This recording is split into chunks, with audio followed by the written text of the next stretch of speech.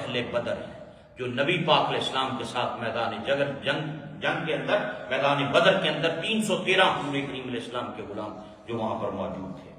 اور ایک قول یہ بھی مفسرین نے لکھا کہ اس سے مراد اہل بیت اطہار ہیں، اہل بیت رضوان علیہ السلام، یہ حضور کریم علیہ السلام کا گھرانہ، اللہ اکبر، اب وہ یہاں پر مراد ہے۔ اور اسی طرح وہ لوگ انصار میں سے، ادھر مکہ میں سے جو مہاجرین ہیں جنہوں نے پہلے اسلام قبول کیا، اور اسی طرح مدینے کے وہ لوگ جنہوں نے ہجرت سے پہلے آ کر مکہ میں قبول اسلام کیا۔ یا آپ مینا میں جب جاتے ہیں حج کے لیے تو جہاں شیطانوں کو کنکریاں مارتے ہیں، جہاں سے وہ برج شروع ہوتا ہے، جی آج کل وہاں برج بن گیا، تو اسی برج کے ساتھ ایک بہت پرانی مسجد دریافت ہوئی ہے، اور اس کو اب 4 دیواری سی جنگلہ لگا کر اسے محفوظ کر دیا، رنگ روگن کر کے اسے، تو وہ مسجد اس مقام پر آج موجود ہے۔ یہ وہ جگہ ہے مینا کے میدان کے اندر کہ جہاں نبی پاک علیہ السلام کے وہ صحابہ جو مدینے سے آئے تھے انصار، اور انہوں نے آ کر نبی پاک علیہ السلام سے بیعت کی تھی، اس مقام پر وہ مسجد آج موجود ہے۔ یہ وہ جگہ ہے، اللہ اکبر۔ تو یہ بیعت عقبہ اولیٰ اسے کہتے ہیں۔ اس وقت جب پہلی دفعہ ہوئی تو اس وقت 6 صحابہ آئے تھے، مدینے سے 6 لوگ آئے، 6 نے قبول اسلام کیا۔ پھر اگلے سال ان 6 نے جا کے اور تھوڑی سی محنت کی، پھر اگلے سال نبی پاک علیہ السلام کی بارگاہ میں جو بیعت ہوئی وہ عقبہ ثانیہ تھی، اس میں 12 لوگ تھے، 12 نے آ کر بیعت کی۔ پھر تیسرے سال حضور کریم علیہ السلام کی بارگاہ میں بیعت عقبہ جو ثالثہ تھی اس میں لوگ آئے وہاں سے مدینے سے، ان کی تعداد 70 تھی۔ تو یہ جو لوگ تھے یہ سابقون الاولون کے اندر شمار ہوتے ہیں، جو انصار میں سے مکہ میں آ کر ہجرت سے پہلے رسول اللہ صلی اللہ علیہ وسلم کے ہاتھ پر انہوں نے بیعت کی، قبول اسلام کی۔ اللہ نے ان لوگوں کا ذکر فرمایا اپنے پاک کلام کے اندر، السابقون الاولون من المہاجرین والانصار، رب نے ان کی تعریف کی، اللہ نے ان کا ذکر فرمایا کہ وہ بڑی شانوں والی جماعت ہے نا، ان کا ذکر قرآن میں قیامت کی صبح تک ان کا نام آ گیا اس کے اندر، اللہ اکبر۔ کہ اور مہاجرین و انصار میں سب سے پہلے سبقت لے جانے والے، اور پھر جن لوگوں نے اخلاص کے ساتھ ان کی پیروی کی، بعد میں جن لوگوں نے اخلاص کے ساتھ وہ سبقت لے جانے والوں کی پیروی کی، ان کی اطاعت کی، ان کی اتباع کی، اللہ نے ان سے اپنی رضا اور خوشنودی کا وعدہ فرما دیا، رضی اللہ عنہم ورضوا عنہ۔ حضور کریم علیہ السلام کے جتنے صحابہ ہیں ان کی شان بیان کر دی، جو پہلے لائے اسلام، جنہوں نے پہلے ایمان لائے، جو پہلے اسلام قبول کیا وہ، اور جنہوں نے ان کی اطاعت کی، ان کی اتباع کی، بعد میں ان کو فالو کیا، ان کے ساتھ چلے۔ اور اسی تفسیر کے اندر علماء نے بہت سی چیزیں بیان فرمائی۔ اب ادھر مکہ مکرمہ میں اگر آپ دیکھیں تو جو لوگ سابقون الاولون کے اندر آتے ہیں، جنہوں نے سب سے پہلے قبول اسلام کیا ہے، ان میں اگر آپ دیکھیں تو پھر ٹاپ آف دی لسٹ جو نام آتا ہے وہ سیدنا صدیق اکبر رضی اللہ تعالیٰ عنہ کا، حضرت ام المومنین سیدہ خدیجہ بنت کبریٰ رضی اللہ تعالیٰ عنہ، حضرت سیدنا علی مرتضیٰ شیر خدا کرم اللہ وجہہ الکریم کا نام، اور پھر نبی پاک صلی اللہ علیہ وسلم کے غلام حضرت زید بن حارثہ رضی اللہ تعالیٰ عنہ۔ یعنی یہ وہ لوگ تھے جنہوں نے سب سے پہلے جنہوں نے قبول اسلام کیا۔ سابقون الاولون کے اندر بھی ٹاپ آف دی لسٹ جو نام آپ کو ملے، علماء نے اس میں ساری جو روایات ہیں ان میں تطبیق دیتے ہوئے انہوں نے آسان لفظوں میں بات سمجھائی کہ مردوں کے اندر سب سے پہلے حضرت ابوبکر صدیق ایمان لائے، خواتین میں حضرت ام المومنین سیدہ خدیجہ الکبریٰ رضی اللہ تعالیٰ عنہا آپ ایمان لائیں، بچوں میں حضرت سیدنا علی مرتضیٰ شیر خدا کرم اللہ وجہہ الکریم ایمان لائے، جی غلاموں کے اندر زید بن حارثہ رضی اللہ تعالیٰ عنہ آپ نے قبول اسلام کیا۔ اور پھر آگے فرمایا اللہ رب العزت نے، پہلے تو ان 2 جماعتوں کا ذکر کر دیا، والسابقون الاولون من المہاجرین والانصار، سبقت لے جانے والے، پہل کرنے والے قبول اسلام کے اندر مہاجرین و انصار میں سے جو لوگ ہیں۔ پھر فرمایا والذین اتبعوہم بإحسان، اور جن لوگوں نے اخلاص کے ساتھ ان کی اطاعت کی، ان کی پیروی کی، ان کے پیچھے چلے۔ اللہ اکبر۔ یہاں ایک قول مفسرین نے یہ بھی بیان فرمایا کہ جن لوگوں نے ان کی اطاعت کی، جن لوگوں نے ان کی اتباع کی، جو ان کے پیچھے چلے، جو سابقون الاولون ہیں مہاجرین و انصار میں سے، جس نے بھی اس کی پیروی کی، فرمایا اس سے مراد قیامت تک کے وہ اہل ایمان ہیں جو نبی پاک صلی اللہ علیہ وسلم کی اطاعت اور اتباع کرنے والے ہیں، قیامت تک کے لوگ۔ نبی پاک علیہ السلام کے تمام صحابہ بھی اس میں شامل ہیں، حضور کریم۔ اس لیے ہم اہل سنت الحمدللہ نبی پاک علیہ السلام کے ہر صحابی کا ادب کرنے والے لوگ ہیں۔ کیوں؟ اللہ نے ان سے جنت کا وعدہ کر دیا، رب نے اپنی رضا کا اعلان کر دیا، رضی اللہ عنہم ورضوا عنہ۔ اب مجھے یا آپ کو یا کسی اور کو یہ حق حاصل نہیں کہ وہ نبی پاک صلی اللہ علیہ وسلم کے صحابہ کے بارے میں انگلی اٹھائے، حضور کریم علیہ السلام کے صحابہ کے بارے میں کوئی تبصرہ کرے، کوئی غلط بات کرے، کوئی بیعت بھی کرے۔ کیونکہ آج یہ جو دور، جس دور سے ہم گزر رہے ہیں، اس میں بہت سے ایسے لوگ موجود ہیں جو تان کی انگلی دراز کرتے ہیں نبی پاک صلی اللہ علیہ وسلم کے صحابہ کی طرف۔ ہم اہل سنت ہیں، ہم حضور کریم علیہ السلام کے صحابہ کا ادب کرنے والے لوگ ہیں، ہم اہل بیت کا بھی ادب کرتے ہیں، صحابہ کا بھی ادب کرتے ہیں۔ تو قرآن حکیم نے اس آیہ مبارکہ کے اندر اللہ اکبر والذین اتبعوہم بإحسان، کہ اور جن لوگوں نے اخلاص کے ساتھ ان کی پیروی کی، رضی اللہ عنہم ورضوا عنہ۔ اور بعض مفسرین نے کہا کہ ان سے مراد باقی جتنے انصار ہیں، جتنے صحابہ ہیں، وہ سب اس سے مراد ہیں۔ نبی پاک صلی اللہ علیہ وسلم کے صحابہ کی جماعت میں جو بھی لوگ ہیں وہ تمام اس کے اندر شامل ہیں۔ اللہ اکبر۔ تو حضرات کو اس سے پتہ چلا کہ حضور کریم علیہ السلام کے جتنے صحابہ ہیں وہ سب عادل ہیں، وہ سب جنتی ہیں، ان سب سے خدا راضی ہے۔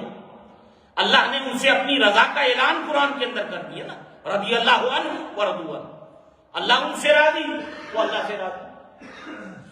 تو حضور کریم علیہ السلام کے تمام صحابہ عظمتوں والے ہیں، شانوں والے ہیں،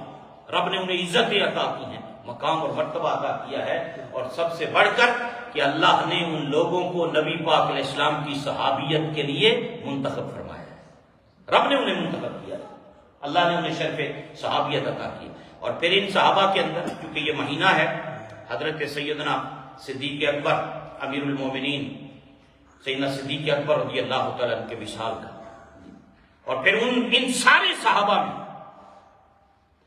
جن کی تعریف، جن سے اللہ راضی ہوا،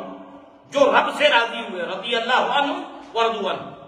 وہ اللہ سے راضی، اللہ ان سے راضی۔ ان سارے صحابہ میں سیدنا ابو بکر صدیق رضی اللہ تعالیٰ عنہ کی ذات وہ ہے جن کی صحابیت قرآن سے ثابت ہے، ان کی صحابیت قرآن سے ثابت ہے۔ یہ بڑی مشہور آیت کریمہ ہے جو آپ اکثر علماء سے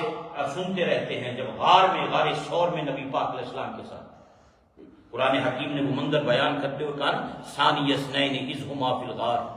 اذ یقول لصاحبہ، وہ دو میں سے دوسرا جب وہ دونوں غار میں تھے اور وہ اپنے ساتھی سے، اپنے صاحب سے کہہ رہے تھے، اذ یقول لصاحبہ، یعنی صحابہ کی جماعت کے اندر سیدنا ابو بکر صدیق رضی اللہ تعالیٰ عنہ کی ذات وہ ہے جن کی صحابیت قرآن سے ثابت ہے۔ یہ اللہ نے شرف، عزت، مقام، مرتبہ آقا کریم صلی اللہ علیہ وسلم کے اس غلام کو عطا کیا۔ اللہ اکبر۔ تو حضرات نبی پاک علیہ السلام کے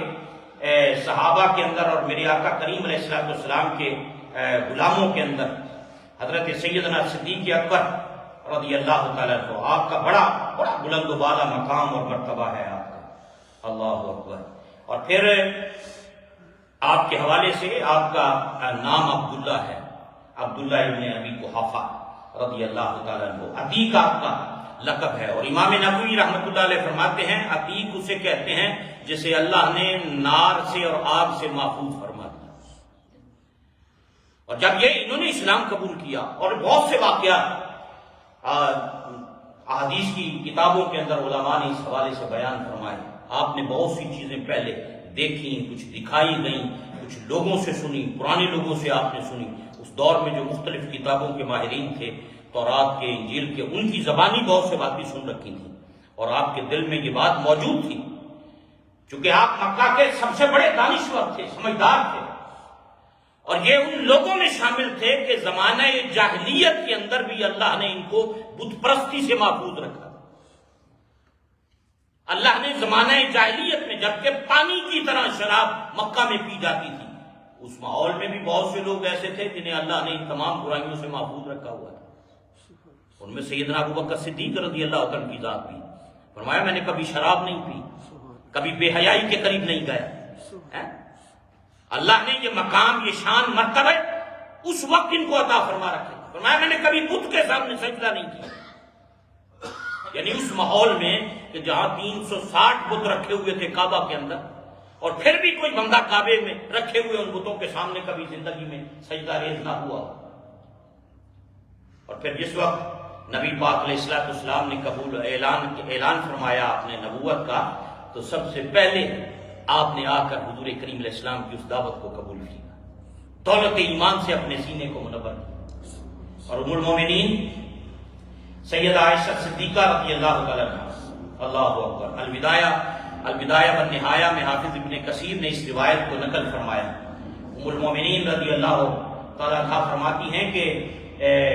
جب حضرت ابوبکر صدیق نے اسلام قبول کیا تو مکہ کے ان پہاڑوں کے درمیان سب سے زیادہ اگر کسی کو خوشی ہوئی تو وہ نبی پاک صلی اللہ علیہ وسلم کی ذات۔ حضور اتنے خوش ہوئے کہ اس خوشی کی انتہا نہیں تھی کہ جو ابوبکر صدیق کے قبول اسلام سے نبی پاک صلی اللہ علیہ وسلم کے،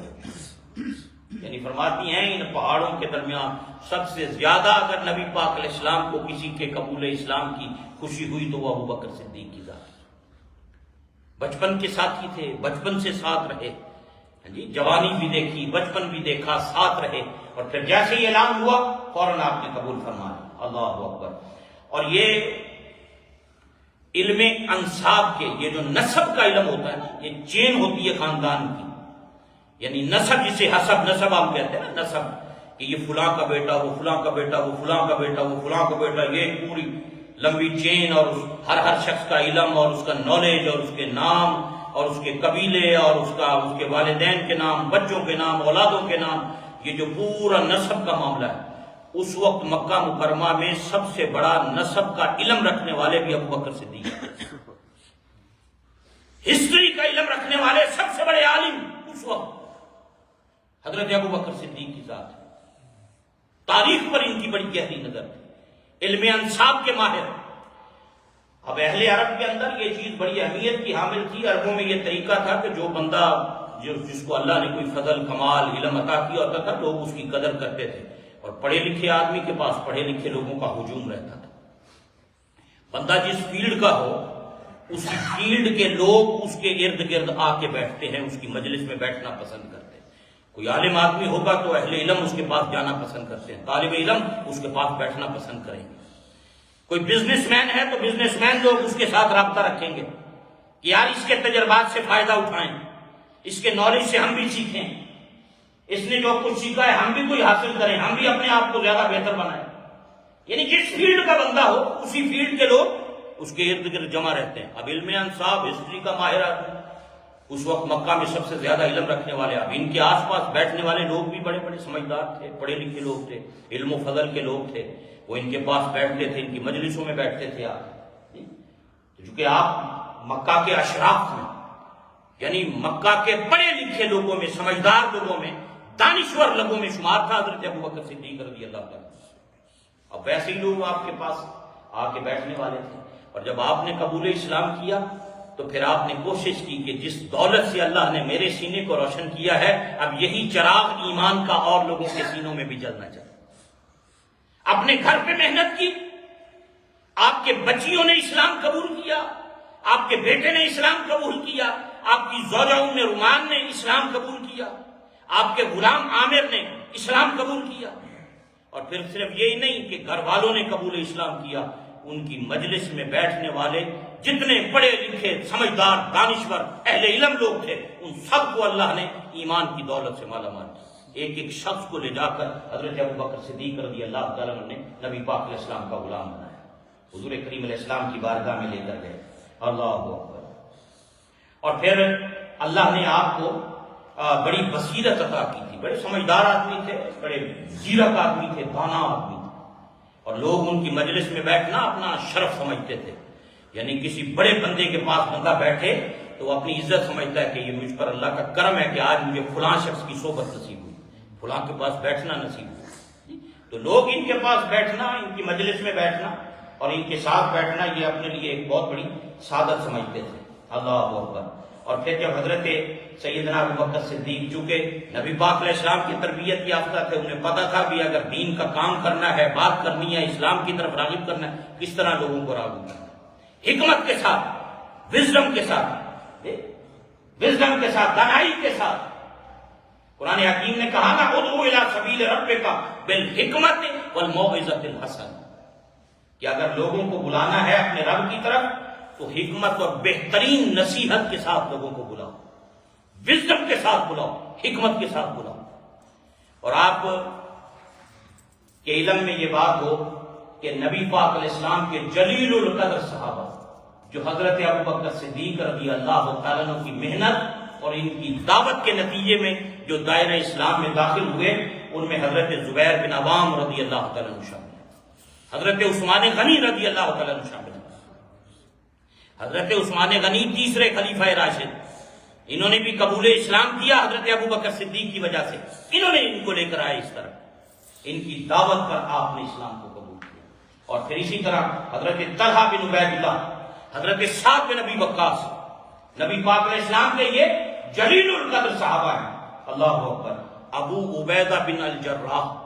امین امت، جن کا لقب اور جن کا ٹائٹل ہے کہ نبی پاک علیہ السلام نے فرمایا ہر امت کا کوئی نہ کوئی امین ہوتا ہے، اور میری امت کا امین ابو عبیدہ بن الجراح.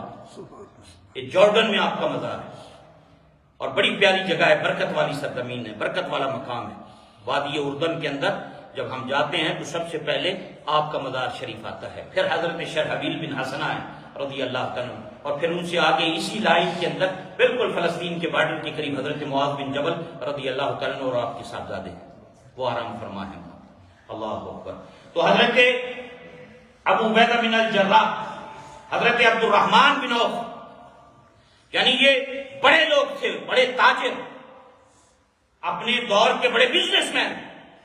آپ اندازہ فرمائیں کہ اب حضرت ابوبکر صدیق بھی بڑے تاجر تھے مکہ کے، اب جو لوگ ان کے پاس بیٹھنے والے ہیں وہ علم و فضل میں بھی اور بزنس اور ان فیلڈ کے لوگ تھے، سب یہ بڑے بڑے لوگ سب دائرہ اسلام کے اندر داخل.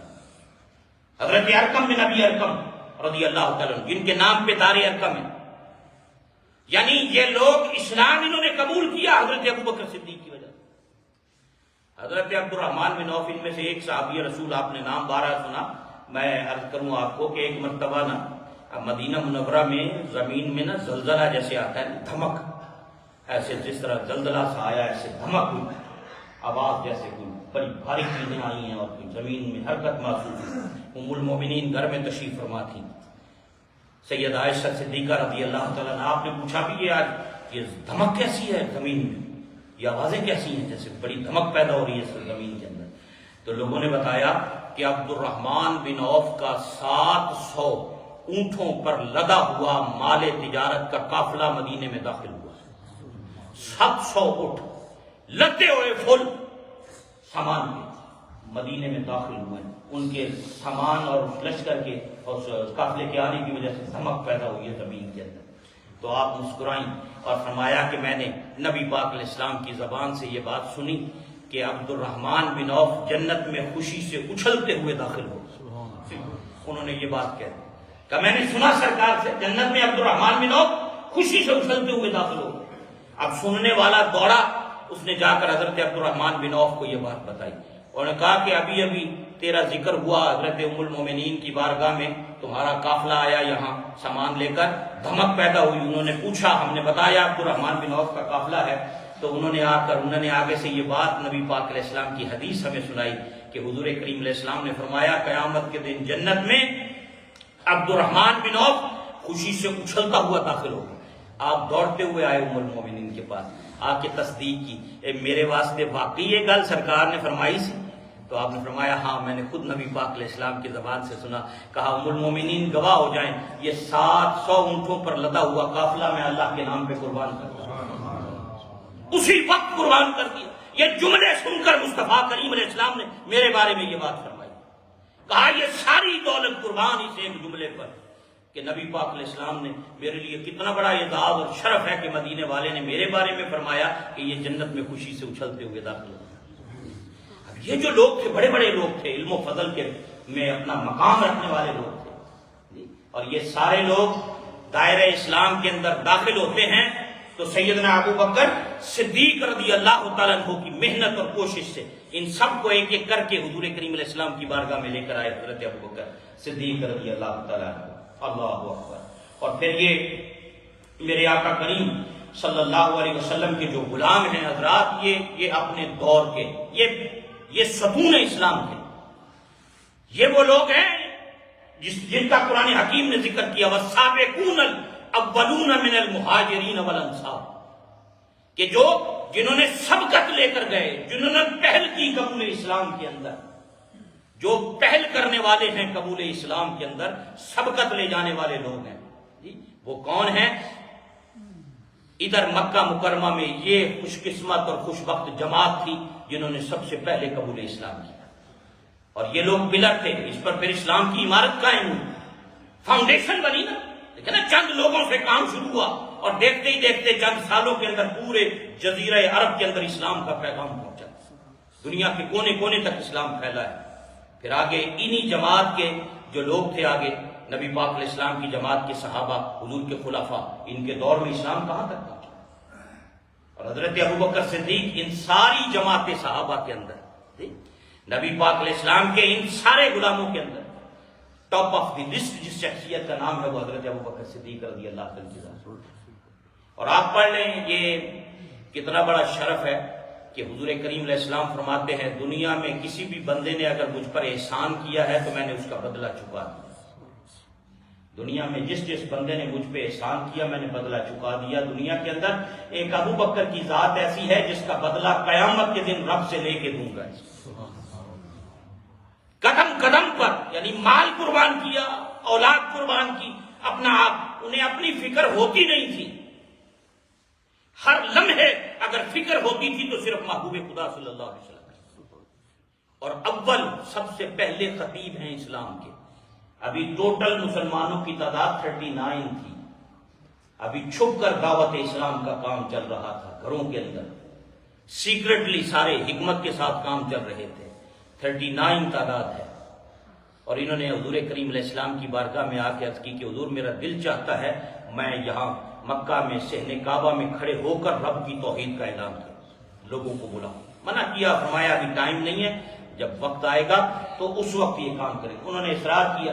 تو حضور کریم علیہ السلام نے اجازت دی، یہ تشریف لائے اور انہوں نے آ کر وہاں کھڑے ہو کر وہاں پر اعلان کیا۔ لوگ موجود تھے، صحابہ بھی موجود تھے، اپنے اپنے جگہوں پہ بیٹھے ہوئے تھے۔ اب جیسے ہی انہوں نے اعلان کیا وہ سارے ٹوٹ پڑے قریش مکہ، اسے انہوں نے مارا، لہو لہان کیا، حتیٰ کہ اتنا شدید مارا کہ ان کا چہرہ پہچاننا مشکل ہو گیا، اتنے زخمی ہوئے اور بے ہوش ہو کر گر گئے۔ اپنی طرف سے وہ مردہ سمجھ کے چلے کہ بس اب یہ مرنے کے قریب ہے یا مر گیا ہے۔ خاندان کو پتہ لگا، لوگ دوڑتے ہوئے آئے، اٹھایا، گھر لے کر گئے، اور ان کے خاندان والوں نے آ کر مکہ کے صحن میں کھڑے ہو کر حرم کعبہ کے یہ اعلان کیا کہ اگر ابو بکر صدیق فوت ہو گئے تو ہم اس کے بدلے بدلہ لیں گے، قتل کریں گے اس شخص کو جس نے ان کو اذیت اور تکلیف دی۔ اور ادھر سارا دن بے ہوش پڑے رہے، اور پھر کہیں شام کے پچھلے پہر جا کے ہوش آیا، پورا خاندان ارد گرد بیٹھا ہوا تھا جی۔ اور جب بیٹھا، آنکھیں کھلی تو سب سے پہلا سوال زبان پہ کیا آیا؟ سارا خاندان تیمارداری اور عیادت کے لیے بیٹھا ہوا ہے، اور آپ سب سے پہلی بات ان سے پوچھتے ہیں لوگوں سے آنکھ کھلتے ہی کہ یہ بتاؤ میرے حبیب کا کیا حال ہے، میرے محبوب کا کیا حال ہے، میرے آقا کا کیا حال ہے۔ یہ بات نبی پاک صلی اللہ علیہ وسلم کی ذات اقدس کے حوالے سے، اللہ اکبر، انہوں نے یہ بات سب سے پہلے پوچھی۔ اب خاندان والے ناراض ہو گئے، انہوں نے کہا دیکھو جی وجہ والے مار پئی، انہوں نے اتنا زخمی کیتا، یہ ہوش آیا کہ انہوں پھر بھی انہوں کی فکر ہے، وہ ناراض ہو کے ٹر گئے سارے۔ اکیلی والدہ رہ گئی آپ کے پاس، اور والدہ سے کہا کہ جائیے جا کر ام جمیل بن خطاب سے پوچھئے کہ نبی پاک علیہ السلام کا کیا حال ہے۔ وہ گئیں، انہوں نے کہا کہ مجھے تو نہیں پتا، ہر کسی کو اسلام چھپا کر رکھنے کا حکم تھا، انہوں نے ظاہر کرنا بھی مناسب نہ سمجھا، آپ نے فرمایا مجھے نہیں پتا لیکن میں تیرے بیٹے کی تسلی کے لیے ساتھ چلتی ہوں، تو ساتھ لے کر آئیں۔ تو آ کر انہوں نے جیسے ہی دیکھا، حالت دیکھی، رونا شروع کر دیا۔ آپ نے فرمایا یہ بتاؤ میرے آقا کریم علیہ السلام کا کیا حال ہے؟ تو آپ نے فرمایا کہ سرکار بالکل خیریت سے ہیں، اور آپ کہاں ہیں؟ کہ دار ارقم میں تشریف فرمائیں۔ کہا مجھے حضور کریم علیہ السلام کے پاس لے جاؤ۔ ماں کہتی ہے کچھ کھا لو۔ دیکھیں یہ ہے عشق، یہ ہے تعلق، یہ ہے نسبت نبی پاک علیہ السلام کی ذات کے ساتھ۔ ماں نے کہا کچھ کھا لو پی لو، اور کہا ماں خدا کی قسم نہ کچھ کھاؤں گا نہ پیوں گا جب تک ان آنکھوں سے اپنے نبی کا دیدار نہیں کر رہے۔ ایک طرف سے ام جمیل نے پکڑا، ایک طرف سے آپ کی والدہ نے اٹھایا، اور کندھوں پہ سہارا دے کر یہ دونوں خواتین دار ارقم میں حضرت ارقم کے گھر حضرت ابو بکر صدیق کو لے کر آئیں۔ نبی پاک علیہ السلام نے دیکھا، حضور نے دوڑ کر سینے سے لگایا، آنکھوں میں آنسو جاری ہو گئے یہ حالت دیکھ کر، اور آپ نے اس موقع پر والدہ صاحب تھی، حضور کریم علیہ السلام کی بارگاہ میں عرض کی کہ یا رسول اللہ صلی اللہ علیہ وسلم، یہ دیکھیے کتنی تڑپ تھی اسلام کا نور میرے خاندان کے ایک فرد کے سینے میں منتقل ہو۔ کہا یہ میری والدہ ہیں، حضور یہ میری امی ہیں، مجھ سے بڑی محبت کرتی ہیں، آپ دعا کریں ان کے لیے کہ اللہ ان کے سینے کو بھی اسلام کے نور سے منور کر دے۔ میرے آقا نے اس وقت دعا فرمائی، اور اللہ نے اسی مجلس میں اسی موقع پر ان کی والدہ کو بھی قبول اسلام اور دولت ایمان کی نعمت سے مالا مال۔ سب سے پہلے اسلام کے خطیب ابو بکر صدیق، سب سے پہلے جس شخصیت کو مارا گیا، پیٹا گیا، زخمی کیا گیا اسلام کی خاطر، وہ ابو بکر صدیق کی ذات ہے۔ سب سے پہلے جن پہ تشدد ہوا حرم کعبہ میں، وہ ابو بکر صدیق کی ذات ہے۔ حضور کریم صلی اللہ علیہ وسلم کے یہ جو غلام ہیں، اور میں ایک بڑی پیاری جو بات ہے وہ میں آپ حضرات کی خدمت میں عرض کرنا چاہوں گا کہ یہ یہاں آپ کی جب شخصیت کو پڑھیں تو یہ اس کا اپنے کو اپنے غیروں نے بھی اس کا اعتراف کیا۔ یہ ڈاکٹر جانسن ایک گلاسکو یونیورسٹی کے گزرے، انہوں نے پی ایچ ڈی کی اس ٹاپک پر کہ نبی پاک علیہ السلام کے وصال کے بعد امت مصطفیٰ صلی اللہ علیہ وسلم کو جو مسائل پیش آئے، جو مشکلات آئیں، ان میں کس طرح امت کی کشتی کو سنبھالا ابو بکر صدیق نے۔ یعنی اس ٹاپک پر پی ایچ ڈی کی اس شخص نے کہ وہ کیا حالات تھے جب حضور کریم علیہ السلام کا وصال ہوا، اور کس طرح پھر حضرت ابو بکر صدیق نے امت کی قیادت اور لیڈرشپ کا فریضہ سر انجام دیا۔ انہوں نے کہا آج مسلم دنیا ان کو یاد رکھتی ہے، ان کا ڈے مناتی ہے۔ تو اس نے ایک بڑا خوبصورت انہوں نے جملہ کہا، اس نے کہا remember Abu Bakr was not given this status by charity, کہ یہ جو مقام اور مرتبہ ابو بکر صدیق کو ملا ہے یہ چیریٹی میں نہیں ملا، ہی ارنڈ اٹ، انہوں نے اس کو حاصل کیا۔ ان کی زندگی پڑھو، پہلے دن سے آخری وقت تک انہوں نے رسول اللہ کے لیے قربانیاں کتنی دی، ان قربانیوں کے بدلے پھر اللہ نے وہ مقام، وہ شان اور مرتبہ ان کو عطا فرمایا۔ اس ماہ مبارک میں آپ کا وصال ہے، تو یہ سابقون الاولون میں وہ شخصیت ہے جنہیں سب سے پہلے اللہ نے قبول اسلام کا شرف عطا کیا اور دولت ایمان سے جن کے سینے سے منور کیا۔ آپ کی شخصیت کے بہت سے پہلو ہیں، انشاءاللہ آئندہ جو ہے وہ پھر ہم تفصیل کے ساتھ آگے بھی اس کو بیان کریں گے۔ اللہ تعالیٰ اپنے محبوب کریم علیہ السلام کا صدقہ آپ کی تربت انور پر کروڑ ہار رحمت نازل فرمائے، اور رب کریم وہ عشق و محبت جو اللہ نے ان کو عطا فرمایا تھا، رب کریم اس کا فیض اور برکت ہم سب کو بھی نصیب فرمائے۔ وما علینا الا البلاغ۔